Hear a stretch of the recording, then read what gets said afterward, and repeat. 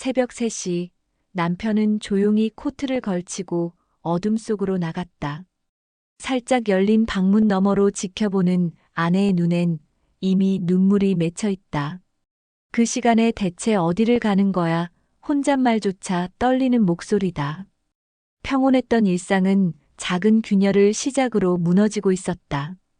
다음 날도 그 다음 날도 그는 어김없이 사라졌다. 남편의 낯선 행동 하나하나가 마음속에서 불씨가 되어 자라났다. 설마 다른 여자가 있는 건 아니겠지. 정부는 차마 끝까지 생각하지 못한다.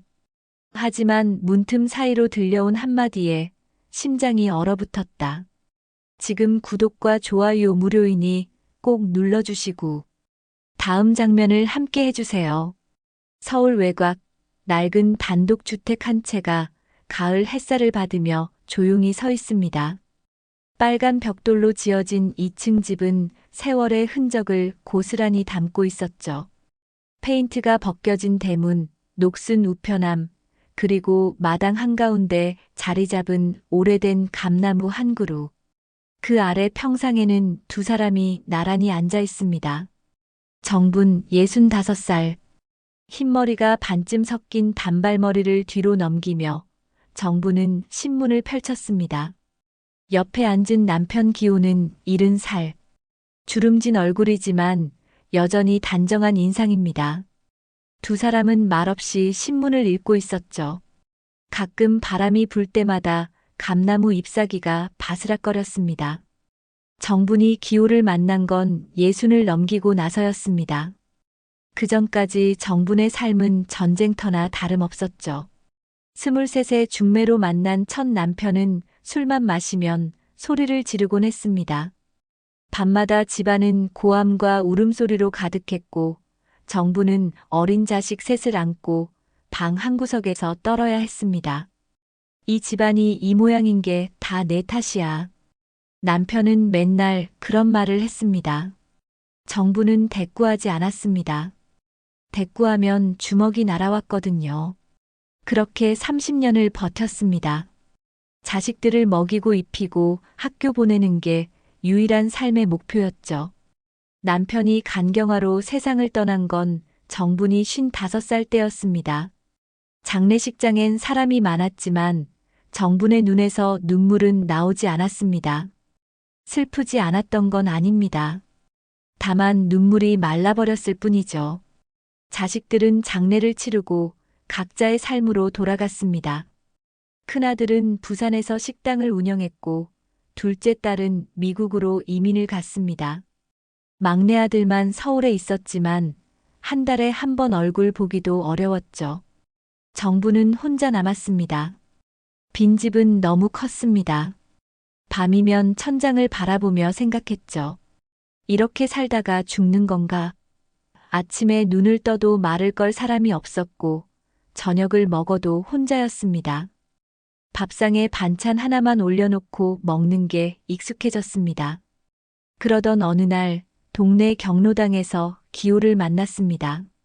경로당은 일주일에 3번 문을 열었는데 정부는 심심풀이로 나가곤 했습니다.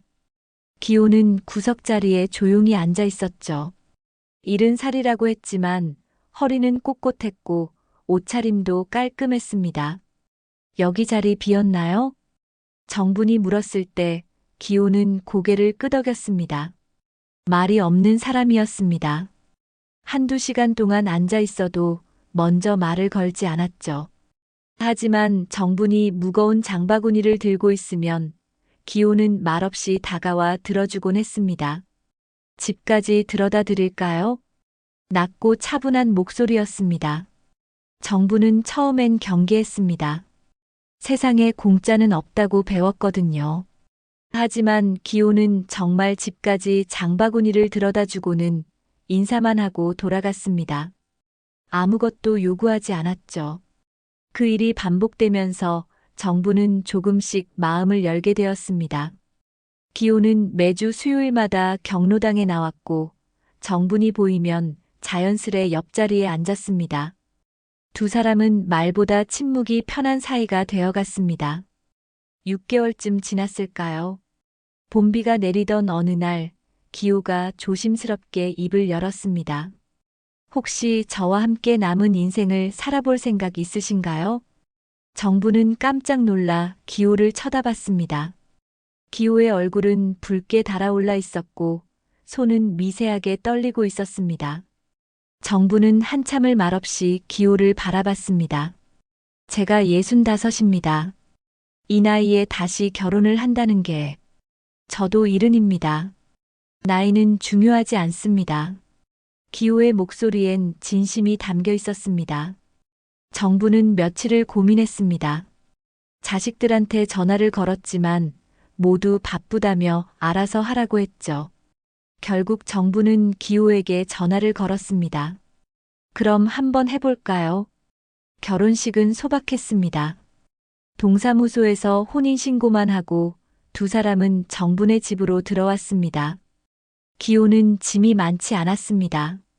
낡은 여행 가방 하나에 옷가지 몇 벌, 세면도구, 그리고 오래된 검은색 수첩 한 권이 전부였습니다. 이게 다예요? 정분이 놀라서 물었을 때 기호는 쓸쓸하게 웃었습니다. 많이 가진 게 없습니다. 이 정도면 충분해요. 결혼 후 5년이 흘렀습니다. 정분의 일상은 안정적이었습니다. 아침 6시면 일어나 마당을 쓸고 7시엔 아침밥을 차렸습니다. 기호는 항상 정확히 7시에 식탁에 앉았고 두 사람은 마주보며 밥을 먹었습니다. 맛있습니다. 기호는 매번 그렇게 말했습니다. 밥을 다 먹으면 설거지를 도맡아 했죠. 정분이 말려도 소용없었습니다. 제가 좋아서 하는 일입니다. 점심 무렵엔 함께 재래시장에 갔습니다. 기호는 정분이 고르는 채소와 과일을 묵묵히 들고 다녔습니다. 장을 보고 돌아오는 길 두 사람은 나란히 걸었지만 손을 잡지는 않았습니다. 저녁이면 마당 평상에 앉아 차 한 잔씩 마셨습니다. 보리차였습니다. 기호는 차를 마시며 하늘을 바라봤고 정부는 그런 기호의 옆모습을 지켜봤습니다. 겉보기엔 단란한 부부였습니다. 이웃들도 부러워할 만큼 다정해 보였죠. 하지만 정분의 마음 한구석엔 묘한 불안이 자리 잡고 있었습니다. 남편은 결혼한 날부터 지금까지 단 한 번도 정분의 손을 잡은 적이 없었습니다. 같은 방을 썼지만 침대는 따로였습니다. 밤이면 기호는 등을 돌리고 잤고 정분이 다가가려 하면 슬쩍 몸을 피했습니다. 혹시 제가 싫으신가요? 어느 날 밤 정분이 조심스럽게 물었습니다. 기호는 천천히 고개를 돌려 정분을 바라봤습니다. 아닙니다. 절대 그런 게 아닙니다. 그럼 왜 손 한번 안 잡으시죠? 기호는 한참을 침묵했습니다. 그러다 작은 목소리로 말했습니다. 손 안 잡아도 마음은 늘 당신 옆에 있습니다. 말은 다정했지만 눈빛은 늘 어딘가 멀었습니다. 정부는 그 눈빛을 읽을 수가 없었습니다. 사랑인지 동정인지 아니면 다른 무언가인지. 그날 밤 정부는 잠들지 못했습니다. 옆에서 잠든 기호의 뒷모습을 바라보며 생각했습니다. 이게 정말 사랑일까? 정부는 답을 찾을 수 없었습니다. 마당의 감나무에선 낙엽이 하나둘 떨어지기 시작했습니다. 가을이 깊어지고 있었습니다. 그날도 평소처럼 밤 10시였습니다. 기호는 먼저 방으로 들어갔습니다. 정부는 부엌에서 설거지를 마무리하고 문을 잠그고 불을 하나씩 껐습니다. 집안이 조용해졌습니다. 방으로 들어가니 기호는 이미 이불을 덮고 누워 있었습니다. 등을 돌린 채 미동도 하지 않았죠. 정부는 옷을 갈아입고 자신의 침대에 누웠습니다. 천장을 바라보며 한숨을 쉬었습니다. 매일 밤이 이랬습니다. 오늘도 똑같네. 정부는 눈을 감았습니다. 하지만 잠은 쉽게 오지 않았습니다. 옆에서 기호의 고른 숨소리가 들렸습니다. 정부는 몸을 뒤척이다가 겨우 잠에 빠져들었습니다. 그런데 새벽 3시쯤 낯선 인기척에 정부는 눈을 떴습니다. 희미한 어둠 속에서 기호가 조용히 일어나고 있었습니다. 정부는 숨을 죽이고 지켜봤습니다. 기호는 옷을 주섬주섬 챙겨 입더니 방문을 천천히 열고 나갔습니다. 이 시간에 어디 가는 거지? 정부는 의아했습니다. 화장실인가 싶었지만 발소리가 복도를 지나 계단을 내려가는 게 들렸습니다. 정부는 침대에서 일어나 살금살금 문 쪽으로 다가갔습니다. 문틈으로 밖을 내다봤죠. 기호는 계단을 내려가 현관으로 향했습니다. 슬리퍼를 신고 밖으로 나가려는 것 같았습니다. 정부는 가슴이 두근거렸습니다. 혹시 바람이라도 피우는 건 아닐까? 아니면 도박? 술? 하지만 기호는 집 밖으로 나가지 않았습니다. 대신 마당을 가로질러 안채 쪽으로 걸어갔습니다. 안채엔 정분의 어머니 최마림이 살고 있었습니다. 88살의 노인은 치매 초기 증상으로 혼자서는 아무것도 할 수 없는 상태였죠. 어머니 방으로 가는 건가? 정부는 더욱 이상했습니다. 낮에도 기호는 장모를 잘 돌봤습니다. 밥을 먹이고 약을 챙겨주고 산책도 시켜드렸죠. 하지만 새벽에 몰래 가는 건 처음 봤습니다. 정부는 조심스럽게 방을 나와 복도로 나갔습니다. 계단을 살짝 내려가 창문으로 마당을 내다봤습니다. 기호는 어머니의 방문 앞에 서 있었습니다. 문을 두드리지도 않고 그냥 조용히 문을 열고 들어갔습니다. 정부는 슬리퍼를 신고 밖으로 나갔습니다. 찬바람이 얼굴을 스쳤지만 신경 쓰이지 않았습니다.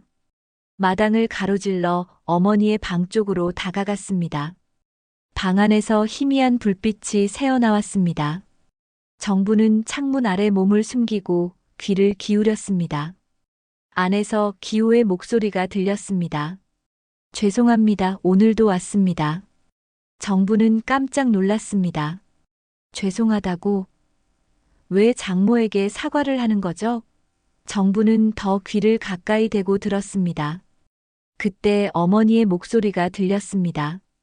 흐릿하고 떨리는 목소리였습니다. 왜 이렇게 늦었니, 기사님? 기사님? 정분의 심장이 쿵 하고 떨어졌습니다. 어머니가 기호를 기사라고 부르다니 무슨 소린가 싶었습니다. 어머니는 치매가 있긴 했지만 평소엔 기호를 사위라고 불렀습니다. 정부는 문틈으로 안을 들여다봤습니다. 기호는 어머니 옆에 무릎을 꿇고 앉아 있었습니다. 어머니의 손을 잡고 있었죠. 정부는 평생 남편이 자신의 손을 잡는 걸 본 적이 없었는데 지금 기호는 장모의 손을 꼭 잡고 있었습니다. 어머님, 제가 늦어서 죄송합니다. 항상 늦습니다. 기호의 목소리는 떨리고 있었습니다. 정부는 가슴이 철렁했습니다. 뭔가 잘못됐습니다. 이건 단순히 효도하는 사위의 모습이 아니었습니다. 어머니는 기호의 손을 꼭 쥐고 중얼거렸습니다. 기사님 고마워요. 나를 살려줘서. 정부는 숨이 막혔습니다. 살려줬다고? 무슨 말인지 알 수가 없었습니다. 정부는 계속 지켜봤습니다. 기호는 어머니에게 이불을 덮어드리고 베개를 고쳐드렸습니다. 그리고 작은 목소리로 혼잣말을 했습니다. 당신이 살아남고 내 아내와 아이는 떠났습니다. 정분의 온몸에 소름이 돋았습니다. 아내와 아이? 기호에게 아내와 아이가 있었다고? 그것도 돌아가셨다고? 정부는 아무것도 몰랐습니다. 기호는 결혼 전에 아무 말도 하지 않았습니다. 기호는 계속 말했습니다. 이 벌 평생 갚겠습니다. 제가 당신을 살렸으니까요. 제가 선택했으니까요. 정부는 더 이상 듣지 못했습니다. 다리에 힘이 풀려 주저앉을 것 같았습니다. 정부는 황급히 몸을 돌려 안채를 빠져나왔습니다. 마당을 건너 본체로 돌아왔고 계단을 올라 방으로 들어갔습니다. 침대에 앉아 숨을 골랐습니다. 머릿속이 복잡했습니다. 아내와 아이가 죽었다고, 어머니를 살렸다고, 이게 무슨 소리지? 정부는 손이 떨렸습니다. 5년 동안 함께 살았는데 기호에 대해 아무것도 몰랐다는 사실이 충격이었습니다. 정부는 이불을 뒤집어 쓰고 눈을 감았지만 잠은 오지 않았습니다. 1시간쯤 지났을까요? 방문이 조용히 열리는 소리가 들렸습니다.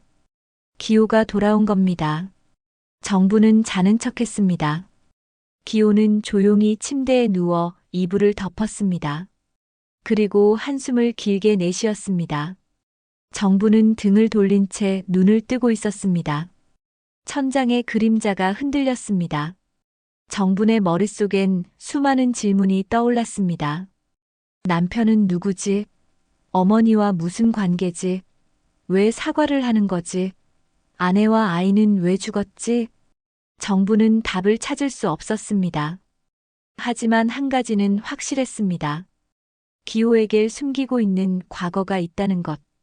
그리고 그 과거가 어머니와 깊이 연관되어 있다는 것이었습니다. 아침 햇살이 창문으로 들어왔습니다. 정부는 밤새 한숨도 자지 못했습니다. 옆에선 기호가 일어나 옷을 갈아입고 있었습니다. 평소처럼 담담한 얼굴이었습니다. 아침 먹으러 가시죠. 기호가 말했습니다. 정부는 대답 대신 고개만 끄덕였습니다. 두 사람은 식탁에 마주 앉았지만 정부는 밥맛이 없었습니다. 기호의 얼굴을 볼 때마다 지난밤의 장면이 떠올랐습니다. 당신은 대체 누구죠? 정부는 속으로 물었습니다. 하지만 입 밖으로 꺼내지는 못했습니다. 그날 이후 정분의 눈빛은 달라졌습니다. 기호의 행동 하나, 말투 하나가 다 의심스러웠습니다. 아침에 신문을 읽을 때도, 장을 볼 때도, 저녁에 차를 마실 때도 정부는 기호를 관찰했습니다. 기호는 여전히 성실했습니다. 아침 일찍 일어나 마당을 쓸고 설거지를 하고 빨래를 개었습니다. 하지만 정분의 눈엔 그 모든 행동이 다르게 보였습니다. 의무감, 죄책감, 아니면 속죄? 정부는 참을 수 없었습니다. 진실을 알아야 했습니다. 그날 밤 정부는 일부러 먼저 자는 척했습니다. 이불을 뒤집어 쓰고 숨을 고르게 쉬었습니다. 기호는 평소처럼 10시에 방으로 들어와 누웠습니다. 1시간쯤 지났을까요? 기호가 조심스럽게 일어나는 기척이 느껴졌습니다. 정부는 눈을 살짝 뜨고 지켜봤습니다. 기호는 옷을 챙겨 입고 방문을 열었습니다. 발소리가 멀어졌습니다. 정부는 재빨리 일어났습니다. 겉옷을 걸치고 슬리퍼를 신었습니다. 방문을 살짝 열고 밖을 내다봤습니다. 기호는 계단을 내려가고 있었습니다. 정부는 조심스럽게 뒤를 따라갔습니다. 마당에 나서자 찬바람이 불었습니다. 정부는 담벼락에 몸을 숨기고 기호를 지켜봤습니다. 기호는 안채로 걸어가 어머니의 방문을 열고 들어갔습니다. 정부는 숨을 죽이고 창문 아래로 다가갔습니다. 방 안에서 기호의 목소리가 들렸습니다. 어머님, 오늘도 왔습니다. 어머니의 목소리도 들렸습니다. 기사님, 또 오셨네요. 정부는 문틈으로 안을 들여다봤습니다. 기호는 어머니 옆에 무릎을 꿇고 앉아 있었습니다. 어머니에게 물을 먹이고 약을 챙겨주고 이불을 덮어드렸습니다. 그 모습은 마치 간병인 같았습니다. 약을 다 먹이고 나자 기호는 어머니의 손을 잡았습니다. 그리고 작은 목소리로 말했습니다. 어머님, 제가 당신을 살렸습니다. 하지만 그 대가로 제 아내와 딸을 잃었습니다. 정분의 가슴이 철렁했습니다. 딸까지? 기호에게 딸이 있었다는 걸 정부는 몰랐습니다. 기호는 계속 말했습니다. 1988년 11월 동서울 고속도로였습니다. 제가 택시를 몰고 가는데 갑자기 버스가 끼어들었습니다. 저는 핸들을 꺾었고 길 한가운데 서 있던 노부부가 보였습니다. 정부는 숨을 멈췄습니다. 기호의 목소리는 떨리고 있었습니다. 저는 선택해야 했습니다. 노부부를 치고 지나갈 것인가, 아니면 핸들을 꺾어 그들을 살릴 것인가. 저는 핸들을 꺾었습니다. 정분의 눈에서 눈물이 흘러내렸습니다. 택시는 가드레일에 부딪혔습니다. 조수석에 앉아있던 제 아내는 그 자리에서 숨을 거뒀습니다. 뒷좌석에 있던 6살 딸도 병원으로 가는 길에 세상을 떠났습니다. 기호의 목소리가 끊겼습니다. 한참을 침묵하다가 다시 말을 이었습니다. 노부부는 살았습니다. 할아버지는 다리를 다치셨고 할머니는 머리를 다치셨죠.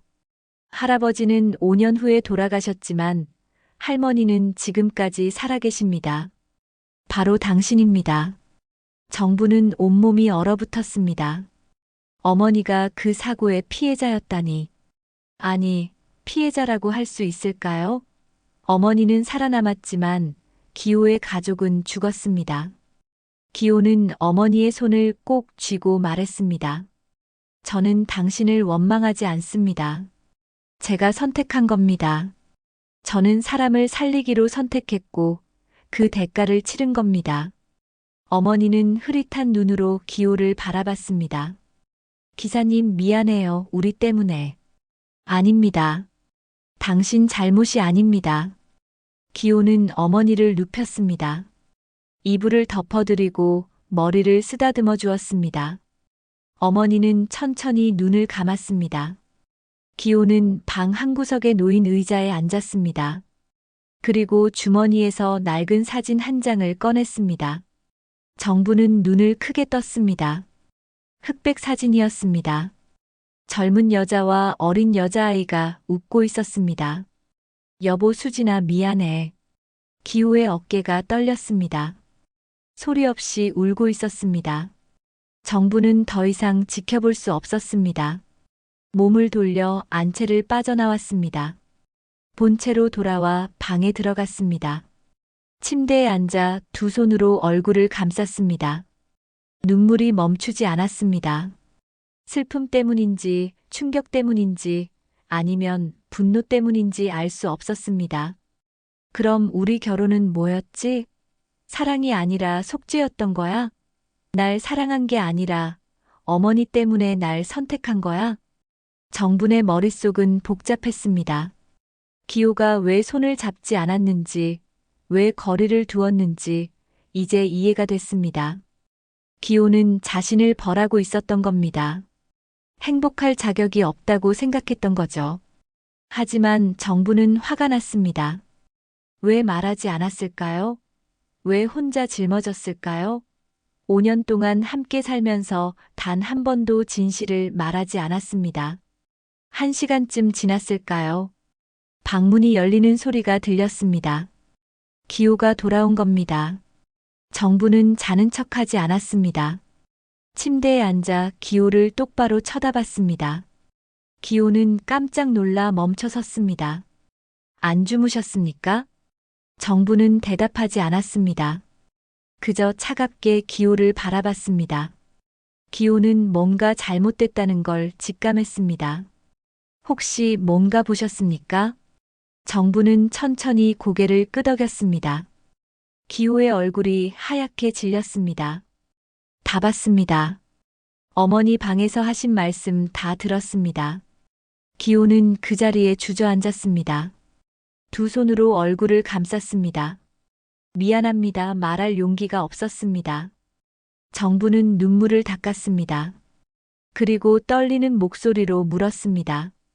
왜 말 안 했습니까? 왜 그런 과거를 숨기고 저랑 결혼했습니까? 기호는 고개를 들지 못했습니다. 정부는 계속 물었습니다. 그럼 이 결혼도 사랑이 아니라 죄책감이었습니까? 저는 당신에게 뭐였습니까? 기호는 한참을 침묵했습니다. 그러다 작은 목소리로 말했습니다. 처음엔 그랬습니다. 하지만 지금은 당신이 제 전부입니다. 정부는 웃음이 나왔습니다. 슬픈 웃음이었습니다. 믿을 수가 없네요. 5년 동안 손 한 번 안 잡은 사람이 무슨 사랑입니까? 정부는 일어났습니다. 옷장을 열고 가방을 꺼냈습니다. 옷을 집어넣기 시작했습니다. 뭐 하시는 겁니까? 집 나갑니다. 이제 끝입니다. 기호는 벌떡 일어나 정분의 팔을 잡았습니다. 제발 가지 마십시오. 제 말 좀 들어주십시오. 정부는 팔을 뿌리쳤습니다. 이제 와서 무슨 말을 하시겠습니까? 5년 동안 숨긴 진실을 이제 와서 설명한들 뭐가 달라집니까? 저도 괴로웠습니다. 매일 밤 당신 옆에 누워 있으면서도 손 한 번 잡을 수 없었던 게 얼마나 괴로웠는지. 정부는 옷을 가방에 집어넣으며 말했습니다. 그게 저한테 무슨 의미가 있습니까? 당신 혼자 괴로웠다고요? 전 어떻습니까? 남편이 왜 저를 안 안아주는지, 왜 손도 안 잡는지 매일 밤 궁금해하며 잠들었습니다. 혹시 제가 부족한가, 제가 싫은가, 그런 생각하며 살았습니다. 기호는 아무 말도 하지 못했습니다. 정부는 계속 옷을 챙겼습니다. 더 웃긴 건 뭔지 아십니까? 저는 당신을 사랑했습니다. 늦은 나이에 만난 인연이지만 진심으로 사랑했습니다. 근데 당신은 저를 사랑한 게 아니라 제 어머니 때문에 저랑 결혼한 거잖습니까? 아닙니다. 처음엔 그랬을지 몰라도 지금은 진심으로. 정부는 기호의 말을 끊었습니다. 진심이요? 진심이었으면 말했어야죠. 결혼하기 전에라도 아니면 결혼하고 나서라도 언젠가는 말했어야 했습니다. 근데 5년 동안 숨겼잖습니까? 그게 진심입니까? 기호는 무릎을 꿇었습니다. 제발 한 번만 용서해 주십시오. 저는 당신 없이는 살 수 없습니다. 정부는 가방 지퍼를 닫았습니다. 그리고 기호를 내려다봤습니다. 당신은 저 없이도 살 수 있습니다. 어차피 5년 동안 혼자 살았잖습니까? 옆에 제가 있었지만 당신 마음은 늘 혼자였습니다. 정부는 가방을 들고 방을 나갔습니다. 기호는 뒤따라 나왔습니다. 어디 가시려는 겁니까? 큰아들 집에 갑니다. 당분간 거기서 지내겠습니다. 정부는 계단을 내려갔습니다. 현관에서 신발을 신었습니다. 기호는 계단 위에서 애원했습니다. 제발 가지 마십시오. 아침까지만 기다려 주십시오. 제대로 설명하겠습니다. 정부는 고개를 저었습니다. 설명은 필요 없습니다. 이미 다 들었습니다. 대문을 열고 나가려는 순간 안채에서 어머니의 목소리가 들렸습니다. 정부나 정부나. 정부는 발걸음을 멈췄습니다. 어머니가 방문을 열고 나오고 있었습니다. 휘청거리며 걸어왔습니다. 정부는 황급히 달려가 어머니를 붙잡았습니다. 어머니, 왜 나오셨어요? 추운데 들어가세요. 어머니는 정분의 손을 꼭 잡았습니다. 정부나 기사님 보냈니? 정부는 멍했습니다. 어머니가 무슨 말을 하는지 알 수 없었습니다. 기사님이요? 그래, 택시 기사 우릴 살려준 기사. 정부는 가슴이 철렁했습니다. 어머니가 기호를 기억하고 있다는 말입니까? 어머니 무슨 말씀이세요? 어머니는 떨리는 목소리로 말했습니다. 1988년 그날 내 아버지랑 길을 건너는데 차가 오는 게 보였어. 근데 택시가 우릴 피하려고 벽에 부딪혔지. 정분의 눈에서 눈물이 흘렀습니다. 어머니 기억하세요? 기억하지 어떻게 있겠니? 그 기사님, 아내랑 딸이 그 자리에서.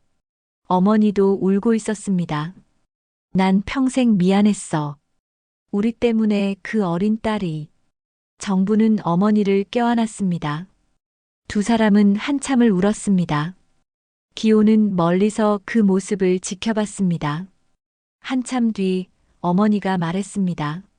정부나 기사님한테 잘해줘야 해. 그분은 우리 은인이야. 정부는 눈물을 닦았습니다. 어머니, 그분은 제 남편입니다.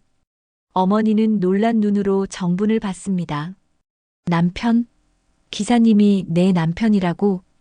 네, 5년 전에 결혼했습니다.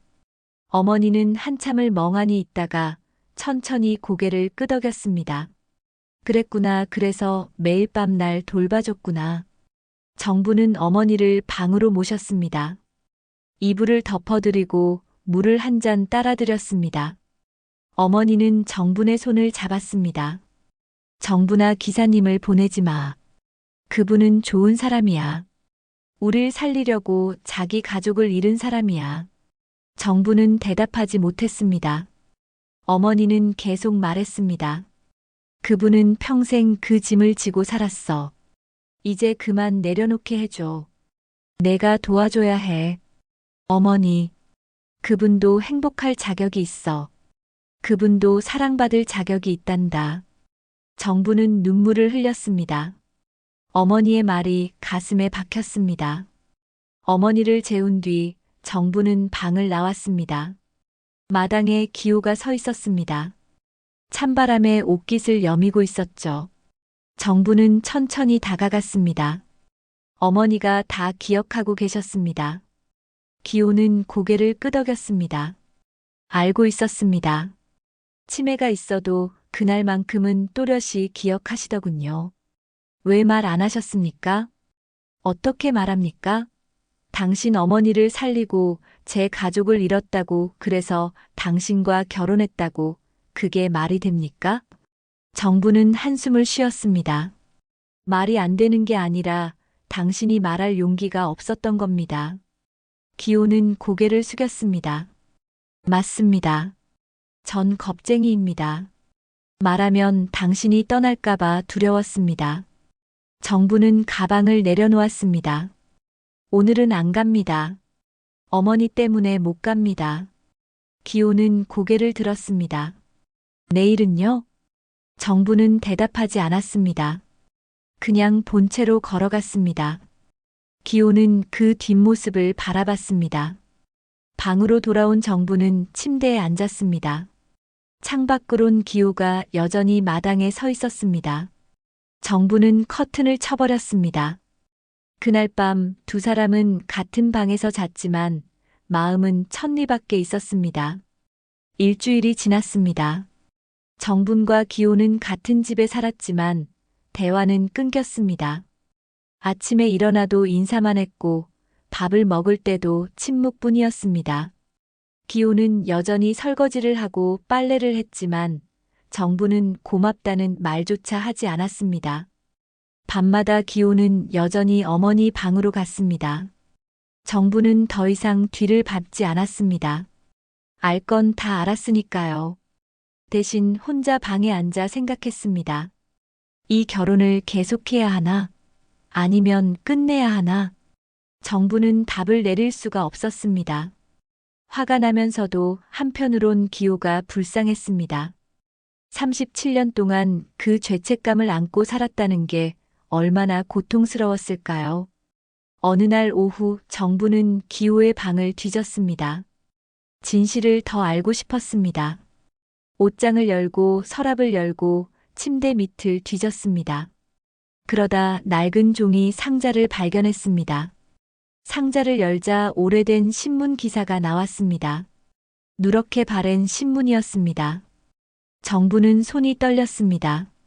1988년 11월 23일 동서울 고속도로 교통사고, 택시 기사의 가족 사망. 기사엔 사진도 실려 있었습니다. 부서진 택시, 그리고 사고 현장을 찍은 흑백 사진. 정부는 숨이 막혔습니다. 기사 내용을 읽었습니다.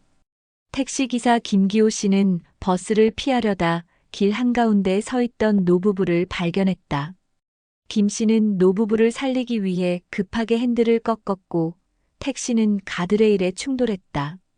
이 사고로 조수석에 앉아있던 김 씨의 아내 이영희 씨와 뒷좌석의 딸 김수진 양이 사망했다. 노부부는 다행히 생명에 지장이 없는 것으로 알려졌다. 정부는 신문을 내려놓았습니다. 상자 안엔 다른 서류도 있었습니다. 법원 판결문이었습니다. 피고인 김기호에게 무죄를 선고한다. 피고인은 인명을 구하기 위해 불가피한 선택을 했으며 이는 긴급 피난에 해당한다. 무죄 판결이었습니다. 법적으론 기호의 잘못이 아니었던 겁니다. 하지만 기호는 스스로를 용서하지 못했던 거죠. 상자 밑바닥엔 사진이 있었습니다. 흑백 사진 여러 장. 젊은 기호와 아내, 그리고 어린 딸의 모습이 담겨 있었습니다. 놀이공원에서 찍은 사진, 바닷가에서 찍은 사진, 집 앞에서 찍은 사진. 한 사진 뒤에 글씨가 적혀 있었습니다. 1988년 10월. 수진이 생일. 우리 가족 마지막 사진. 정분의 눈에서 눈물이 흘렀습니다. 사고가 나기 한 달 전 사진이었습니다. 사진 속 가족은 행복해 보였습니다. 한 달 뒤 두 사람이 세상을 떠날 줄 아무도 몰랐겠죠. 정부는 사진을 하나하나 넘겼습니다. 마지막 사진은 딸의 얼굴을 클로즈업한 거였습니다. 6살 수진이 웃고 있었습니다. 앞니가 빠진 채로. 정부는 사진을 가슴에 안았습니다. 그리고 소리내어 울었습니다. 기호가 얼마나 힘들었을지 이제 알 것 같았습니다. 매일 밤 이 사진들을 보며 얼마나 괴로워했을까요? 한참을 울고 나서 정부는 상자를 정리했습니다. 그리고 원래 자리에 다시 놓았습니다. 방을 나와 부엌으로 갔습니다. 저녁을 준비해야 했으니까요. 저녁 식사 시간 두 사람은 마주 앉았습니다. 여전히 침묵이었습니다. 정부는 밥을 먹다가 입을 열었습니다. 당신 방을 뒤졌습니다. 기호는 숟가락을 멈췄습니다. 신문 기사랑 사진들 다 봤습니다. 기호는 고개를 숙였습니다. 죄송합니다. 치웠어야 했는데. 왜 치웁니까? 당신 가족인데. 기호는 고개를 들었습니다. 정분의 눈엔 눈물이 고여 있었습니다. 수진이 예뻤더군요. 앞니 빠진 모습이 참 귀여웠습니다. 기호의 눈에서도 눈물이 흘렀습니다. 내 6살이었습니다. 초등학교 들어가기 직전이었죠. 아내분도 아름다우셨습니다. 기호는 고개를 끄덕였습니다.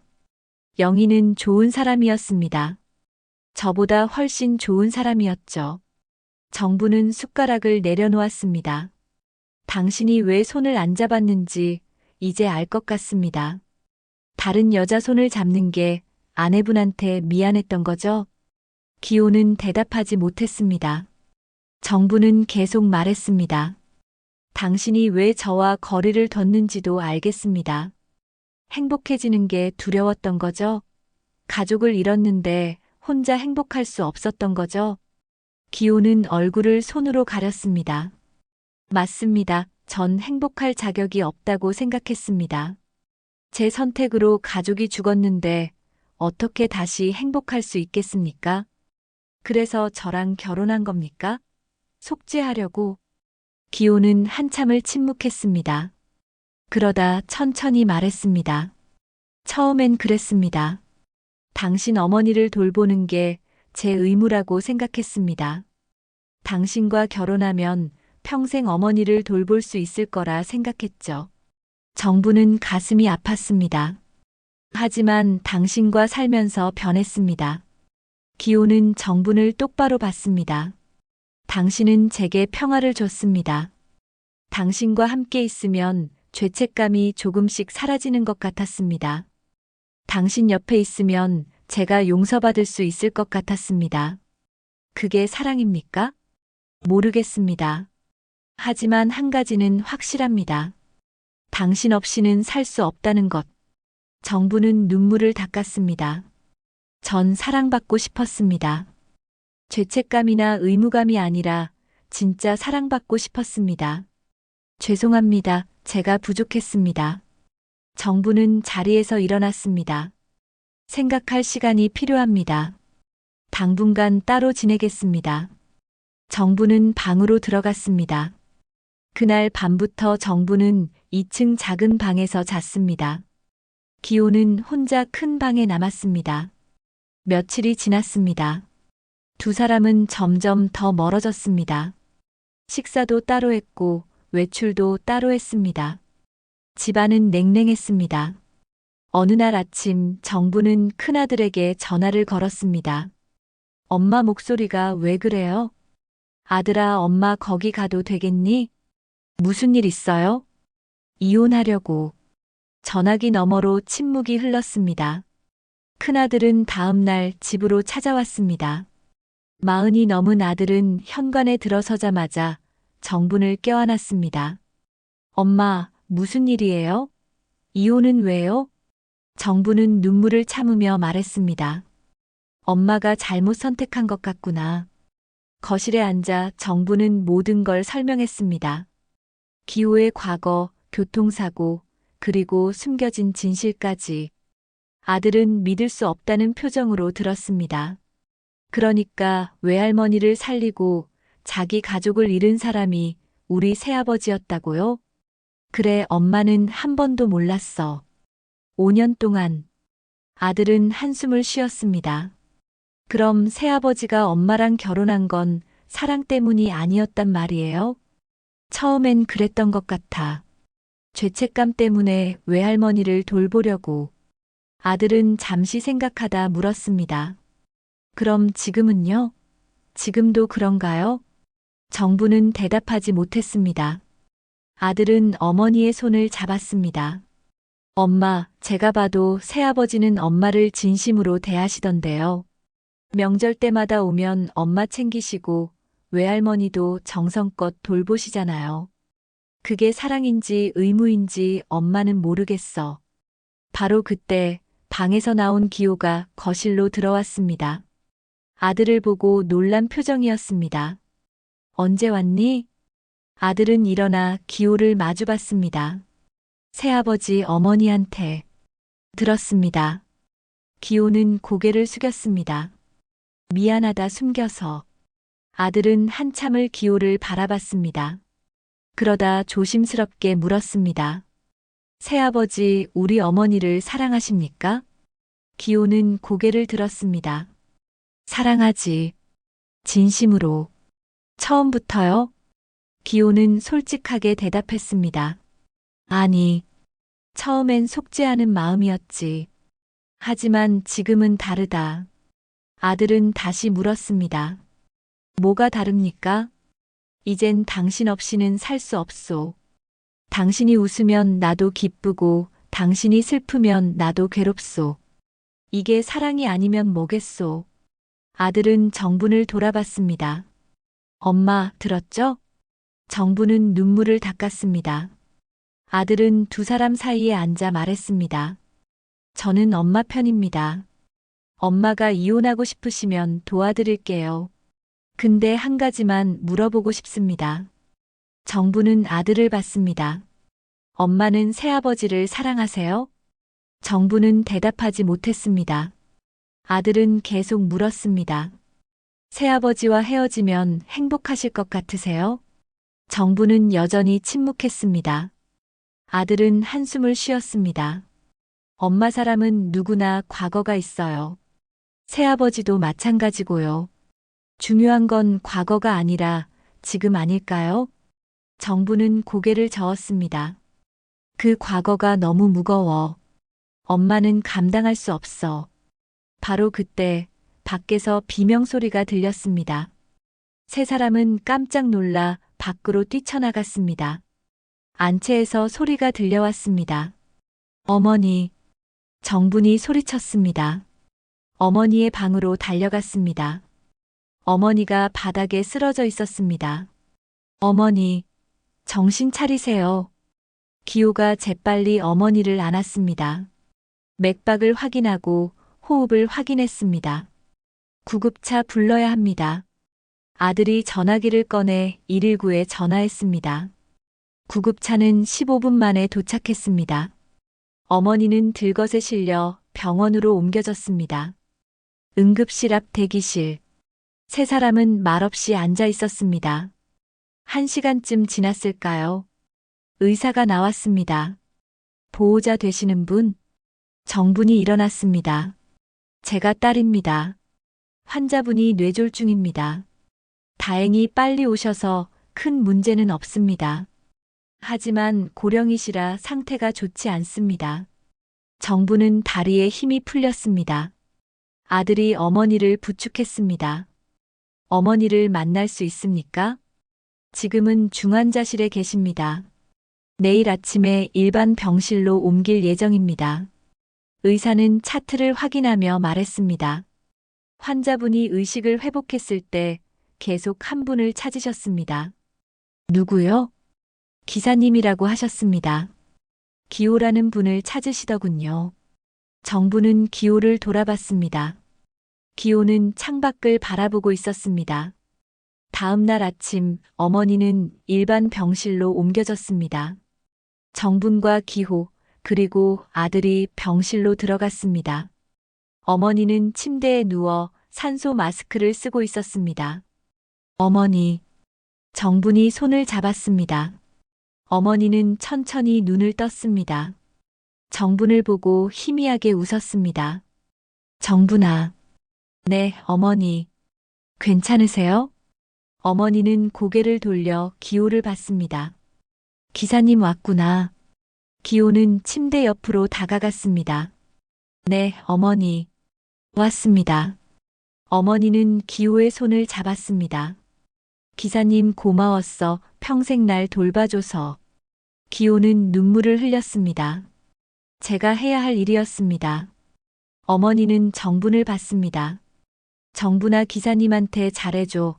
이 사람은 좋은 사람이야. 어머니. 이 사람 사랑해줘 제발. 어머니의 목소리는 점점 작아졌습니다. 정부는 눈물을 흘리며 고개를 끄덕였습니다. 네, 어머니 알겠습니다. 어머니는 안심한 듯 눈을 감았습니다. 그리고 다시 잠에 빠졌습니다. 병실을 나온 정부는 복도 벤치에 주저앉았습니다. 기호는 옆에 앉았습니다. 한참을 침묵이 흘렀습니다. 정분이 먼저 입을 열었습니다. 어머니가 돌아가시면 우리 관계도 끝나는 건가요? 기호는 고개를 저었습니다. 아닙니다. 어머니가 계시든 안 계시든 전 당신과 함께하고 싶습니다. 정부는 기호를 받습니다. 진심입니까? 네. 진심입니다. 정부는 한참을 기호를 바라봤습니다. 그러다 천천히 손을 내밀었습니다. 기호는 놀란 표정으로 정분의 손을 받습니다. 손 잡아보세요. 5년 만에 처음입니다. 기호는 떨리는 손으로 정분의 손을 잡았습니다. 따뜻했습니다. 정분은 눈물을 흘렸습니다. 당신 손 이렇게 따뜻했네요. 기호도 울었습니다. 미안합니다. 진작 잡았어야 했는데. 이제라도 잡았으니 됐습니다. 두 사람은 손을 꼭 잡고 앉아 있었습니다. 복도를 지나가는 사람들이 힐끗힐끗 쳐다봤지만 두 사람은 신경 쓰지 않았습니다. 처음으로 마음이 통하는 순간이었습니다. 일주일이 지났습니다. 어머니는 병원에서 계속 치료를 받았지만 상태는 나아지지 않았습니다. 의사는 조심스럽게 말했습니다. 고령이시라 회복이 더딥니다. 최선을 다하고 있지만 각오는 하셔야 할 것 같습니다. 정부는 그 말의 의미를 알았습니다. 어머니에게 남은 시간이 얼마 없다는 뜻이었죠. 정분과 기호는 매일 병원에 갔습니다. 교대로 어머니를 돌봤습니다. 아침엔 정분이, 오후엔 기호가 병실을 지켰습니다. 밤엔 두 사람이 함께 있었죠. 어느 날 저녁, 어머니가 깨어났습니다. 정분과 기호는 침대 옆에 앉아 있었습니다. 어머니는 두 사람을 번갈아 보며 희미하게 웃었습니다. 너희 둘 손잡고 있구나. 정부는 기호의 손을 꼭 잡고 있었습니다. 정부는 부끄러운 듯 웃었습니다. 네, 어머니. 다행이다. 너희가 화해해서. 어머니는 기침을 했습니다. 정분이 물을 떠서 먹였습니다. 어머니는 천천히 물을 마시고 말했습니다. 정부나 기사님한테 미안하다고 전해줘. 어머니가 직접 말씀하세요. 어머니는 고개를 저었습니다. 난 곧 갈 거야, 내 아버지한테로. 어머니, 그런 말씀 마세요. 어머니는 기호를 받습니다. 기사님 고마웠어요. 37년 동안 날 용서해줘서. 기호는 고개를 숙였습니다. 제가 용서받을 자격이 없습니다. 아니에요. 당신은 좋은 사람이에요. 우릴 살려준 사람이잖아요. 어머니는 숨을 몰아쉬었습니다. 당신 아내와 딸 하늘에서 분명 지켜보고 있을 거예요. 당신이 좋은 사람이라는 걸 알고 있을 거예요. 기호는 눈물을 흘렸습니다.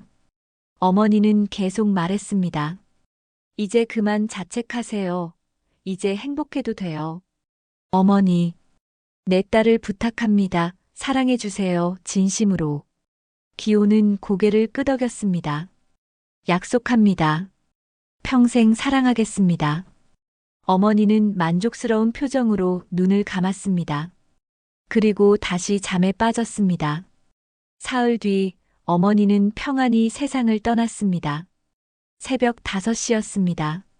정분과 기호는 병실에서 밤을 새우고 있었습니다. 어머니는 마지막까지 고통스러워하지 않았습니다. 그저 잠드는 것처럼 조용히 숨을 거뒀습니다. 어머니.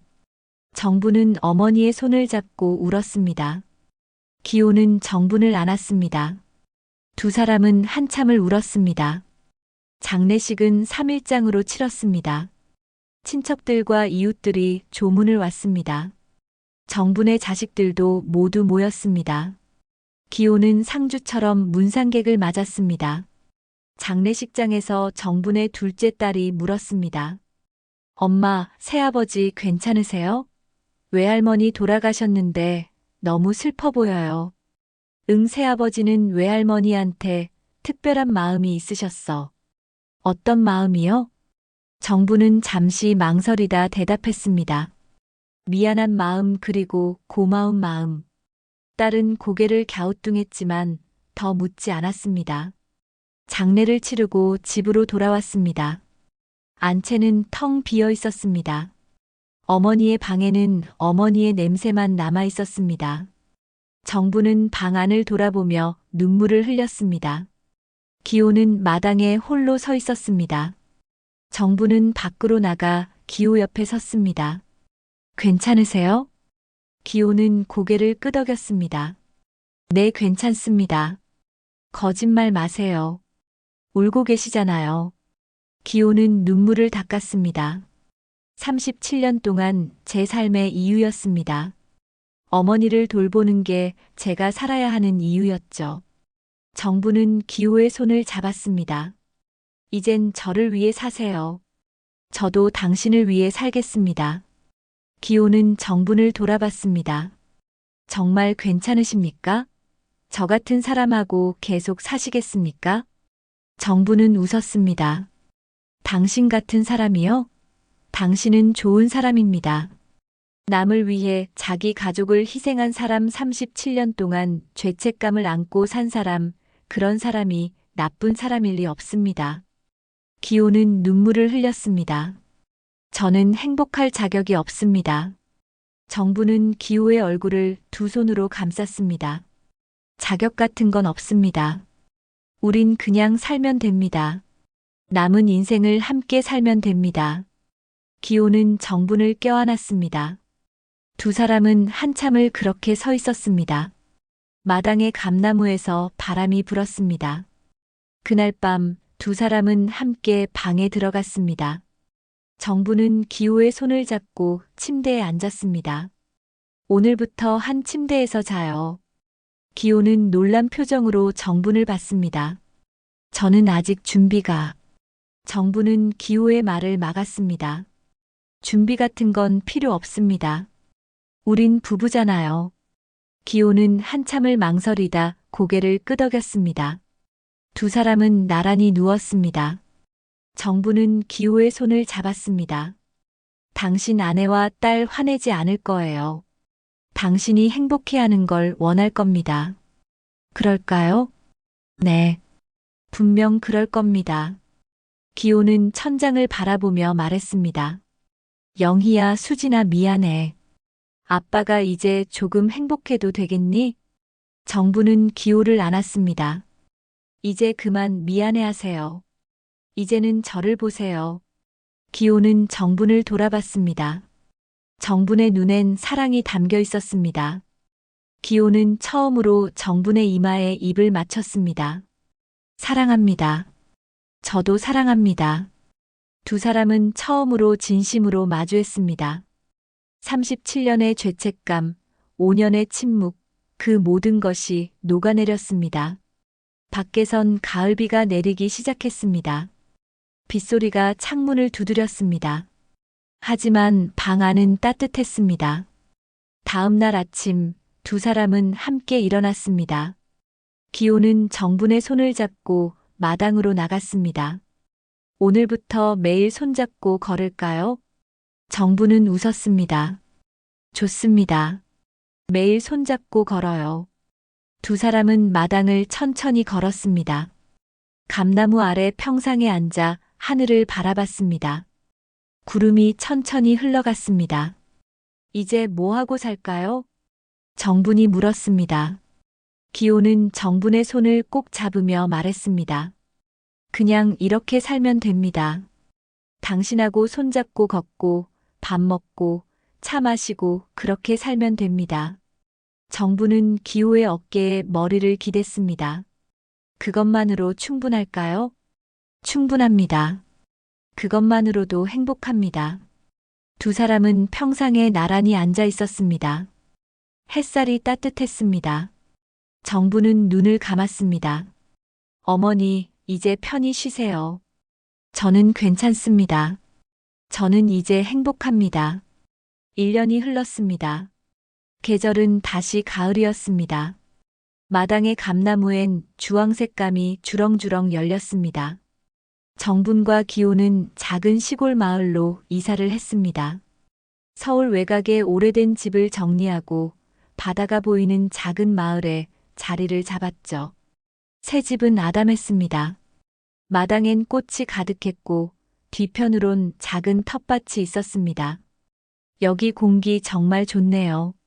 정분이 마당에서 꽃에 물을 주며 말했습니다. 기호는 텃밭에서 상추를 따고 있었습니다. 오늘 저녁엔 쌈밥 어떻습니까? 좋죠. 제가 된장찌개 끓일게요. 두 사람은 자연스럽게 대화했습니다. 1년 전과는 완전히 달랐습니다. 이젠 손을 잡는 것도 함께 웃는 것도 서로를 안는 것도 자연스러웠습니다. 저녁을 먹고 두 사람은 마을 해변을 걸었습니다. 손을 꼭 잡고 파도 소리가 들렸습니다. 해가 지고 있었습니다. 하늘이 붉게 물들었습니다. 당신 가끔 그립죠? 아내분하고 딸. 정분이 조심스럽게 물었습니다. 기호는 잠시 침묵하다 대답했습니다. 그렇습니다. 가끔 생각납니다. 특히 밤에. 미안하지 않아요? 저랑 행복하게 사는 게. 기호는 멈춰서서 정분을 돌아봤습니다. 아닙니다. 영희도 수진이도 제가 행복하길 바랄 겁니다. 이젠 확신합니다. 정부는 기호를 안았습니다. 당신이 그렇게 말해주니 다행이에요. 기호는 정분의 등을 쓰다듬었습니다. 당신 덕분입니다. 당신이 제게 용서를 가르쳐 줬습니다. 저 자신을 용서하는 법을요. 두 사람은 한참을 안고 있었습니다. 파도가 밀려왔다 물러갔습니다. 집으로 돌아와 방에 들어갔습니다. 기호는 서랍에서 낡은 사진 한 장을 꺼냈습니다. 아내 영희와 딸 수진의 사진이었습니다. 오늘은 수진이 생일입니다. 정부는 놀라 기호를 봤습니다. 그랬어요? 왜 진작 말 안 했어요? 괜찮습니다. 이제 덤덤합니다. 기호는 사진을 바라보며 조용히 말했습니다. 수진아, 아빠 잘 살고 있어. 이제 행복해. 내가 원하던 대로. 정부는 눈물을 흘렸습니다. 기호는 사진을 서랍에 다시 넣었습니다. 그리고 정분을 안았습니다. 울지 마세요. 이젠 괜찮습니다. 정말 괜찮아요. 당신이 너무 대단해서 우는 거예요. 기호는 웃었습니다. 대단한 건 당신입니다. 이런 저를 받아준 당신이. 두 사람은 침대에 나란히 누웠습니다. 손을 꼭 잡고 정분이 물었습니다. 내일 뭐 하고 싶으세요? 글쎄요, 시장에 가서 생선 좀 사올까요? 당신 좋아하는 고등어. 좋아요. 같이 가요. 손잡고. 당연하죠. 정부는 미소 지으며 기호의 품에 안겼습니다. 당신 사랑해요. 저도 사랑합니다. 진심으로. 그때 기호의 휴대전화가 울렸습니다. 정분의 큰아들이었습니다. 기호는 전화를 받았습니다. 여보세요? 아버지, 저 민수예요. 다음 주 토요일에 예빈이 생일이에요. 오실 수 있으세요? 기호는 정분을 보며 물었습니다. 다음 주 토요일에 예빈이 생일이래요. 갈까요? 정분은 환하게 웃으며 고개를 끄덕였습니다. 그럼요. 당연히 가야죠. 기호는 전화기에 대고 말했습니다. 간다. 꼭 갈게. 좋아요. 예빈이가 엄청 좋아할 거예요. 그럼 토요일에 봬요. 전화를 끊고 기호는 정분을 받습니다. 선물 뭐 사줄까요? 예빈이가 요즘 책 읽기 좋아한다고 했으니까 동화책 세트 어때요? 좋습니다. 내일 서점 가서 고릅시다. 정부는 기호의 손을 꼭 잡았습니다. 우리 정말 가족이 됐네요. 진짜 부부가 됐어요. 기호는 정분의 손에 입을 맞췄습니다. 처음부터 가족이었습니다. 제가 몰랐을 뿐이죠. 밤이 깊어갔습니다. 두 사람은 서로를 안고 잠에 들었습니다. 창밖으론 달빛이 비쳤습니다. 파도 소리가 자장가처럼 들려왔습니다. 다음 날 아침, 두 사람은 함께 일어나 아침을 먹었습니다. 식탁에 마주 앉아 밥을 먹으며 오늘 할 일을 이야기했습니다. 평범한 일상이었습니다. 하지만 그 평범함이 두 사람에겐 가장 큰 행복이었습니다. 오늘 날씨 좋네요. 산책하고 올까요? 기호가 말했습니다. 정부는 고개를 끄덕였습니다. 좋아요. 해변 쪽으로 걸어요. 두 사람은 손을 잡고 집을 나섰습니다. 마을길을 걸어 해변으로 갔습니다. 아침 햇살이 바다를 비쳤습니다. 파도가 반짝였습니다. 해변을 걸으며 정분이 말했습니다. 이 마을로 이사 온 거 정말 잘한 것 같아요. 저도 그렇게 생각합니다. 여기선 과거가 멀게 느껴집니다. 과거는 과거일 뿐이에요. 우린 지금을 살면 되는 거죠. 기호는 정분을 돌아보며 웃었습니다. 당신 같은 철학자를 만나다니. 제가 참 운이 좋습니다. 정분은 웃으며 기호의 팔을 쳤습니다. 무슨 철학자예요? 그냥 살다 보니 깨달은 거죠. 두 사람은 한참을 걸었습니다. 발자국이 모래에 찍혔습니다. 파도가 와서 발자국을 지웠습니다. 하지만 두 사람은 계속 걸었습니다. 새로운 발자국을 남기며 집으로 돌아와 점심을 먹고 낮잠을 잤습니다. 깨어나니 오후였습니다. 정부는 텃밭에서 채소를 따고 기호는 마루에서 책을 읽었습니다. 해가 지기 시작했습니다. 두 사람은 마당에 의자를 놓고 나란히 앉았습니다. 하늘을 바라봤습니다. 노을이 아름다웠습니다. 매일 이렇게 살 수 있다면 좋겠어요. 정분이 말했습니다. 기호는 정분의 손을 잡으며 대답했습니다. 매일 이렇게 삽시다. 우리에게 남은 시간 전부 이렇게 살아요. 정부는 기호의 어깨에 머리를 기댔습니다. 약속이에요. 약속합니다. 두 사람의 사랑은 죄책감에서 시작됐지만 용서로 완성되었습니다. 37년의 고통, 5년의 침묵, 그 모든 것을 지나 두 사람은 마침내 진정한 사랑을 찾았습니다. 이제 두 사람은 서로의 상처를 치유하는 가족이자 연인이었습니다. 과거의 그림자는 사라졌습니다. 오직 현재의 행복만이 남았습니다. 별이 하나둘 떠올랐습니다. 정분과 기호는 여전히 마당에 앉아 있었습니다. 손을 꼭 잡고 그 별빛 아래 두 사람의 사랑도 빛나고 있었습니다. 가끔 삶은 예상치 못한 진실로 우리를 흔들지만 그 끝엔 늘 용서와 사랑이 남습니다. 오늘 이야기가 마음에 닿았다면 다음 이야기에서도 함께 걸어가요. 구독과 좋아요로 저희 채널에 힘을 주세요.